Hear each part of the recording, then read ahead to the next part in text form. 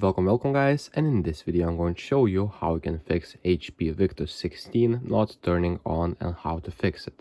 So basically you will need to check for the power signs. So right here you have the charging port, so make sure when you plug the charger this LED goes white.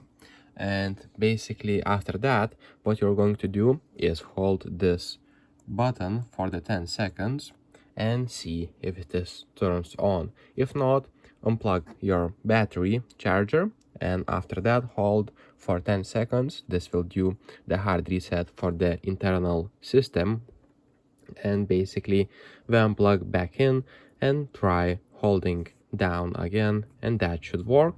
If doesn't, then check the power indicator actually and check the internal battery.